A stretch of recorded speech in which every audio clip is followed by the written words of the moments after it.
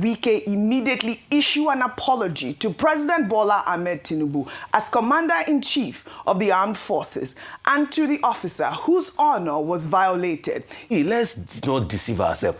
Wike has acted like a god over the land in Abuja, and he forgets. How many court orders has Wike himself respected? He's retired but not tired. He's retired but not tired. He is retired but not tired. The former Chief of Army Staff, Tukur Buratai, has condemned Wike's confrontation with the soldier, describing it as a threat to national security that demands an immediate apology. In a strongly worded release, the former army chief said Wike's public disparagement of the uniformed officer transcends mere misconduct and represents a probable threat to institutional integrity. Well, let's take that statement right now. Can we pull up that statement? It says, a minister's verbal assault on a military officer in uniform is an act of profound indiscipline that strikes at the core of our nation's command and control structure. It deliberately undermines the chain of command, disrespects the authority of the commander-in-chief, and grievously wounds the morale of every individual who serves under the Nigerian flag.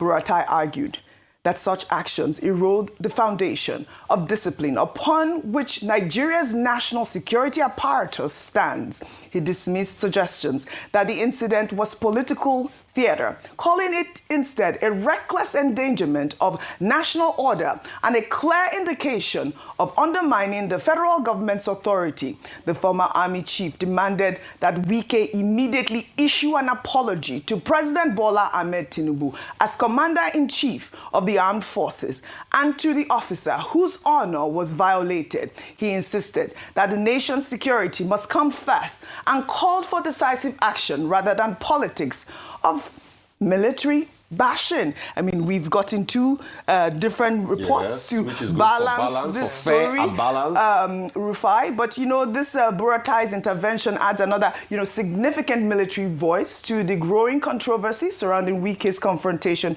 with the soldiers. In the words of Nyesom Wike, if he didn't dare, he didn't dare. He never. Why I disagree with that first message you read is the fact that, do you know that the FCDA had sent security personnel to go harass the engineer working on the site before? It was in reaction to that the army now sent people there. So that analogy was wrong. The FCDA at first used force. And it's in reaction to that they brought another level of force. So you can say, oh, violation of laws and everything. But it is in reaction to that. So both of them on that score, they are wrong. The second score that is wrong, please, with due respect, how many court orders has Wike himself respected of people that he goes ahead, that they have a court paper, and they have an initial agreement, he will turn their pack around and take it? Didn't we talk about the story of those two young girls here? Didn't I challenge the senior advocate of Nigeria, Mr. Falana, about it? How many has he respected? See, let's not deceive ourselves.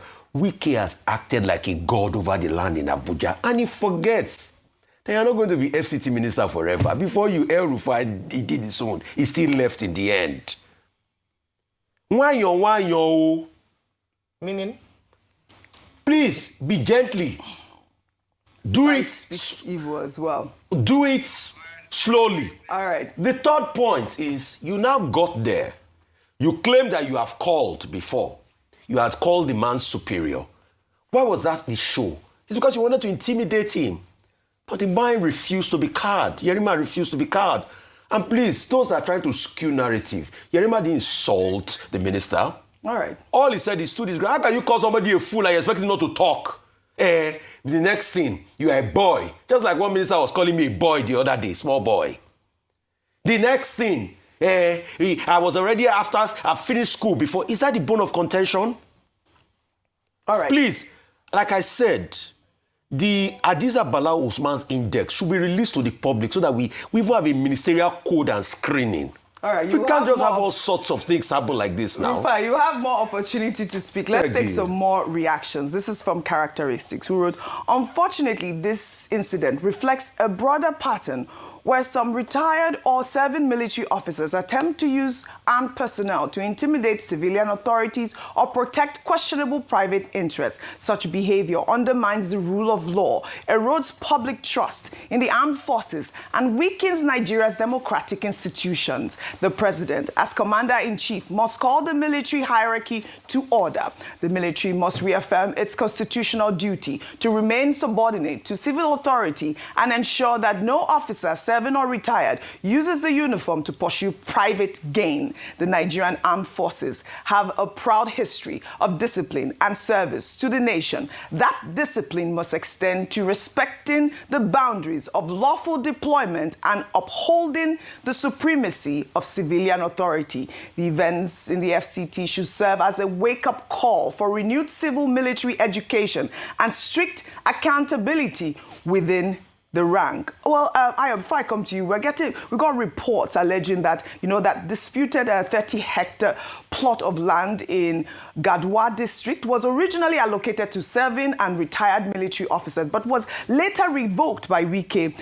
That report has been making the rounds on social media. The report also alleged that the land was reallocated to Wike's political associates and that the revocation and redistribution were carried out in total disregard of due process, official recommendations, and existing approvals. Well, according to a 2022 letter from the FCTA Parks and Recreation Department, the land was originally designated as a green area for park development and was subdivided by various organizations, including Santos Estates Limited and Quiro International Ventures. An approval was reportedly sought since 2014, but ignored despite memos recommending it. The FCT Minister was said to have changed the land use from park to recreation to multi-purpose before issuing fresh rights of occupancy to new beneficiary. We're seeing this sort of, reports. And I must say, those documents that were presented right now has not been independently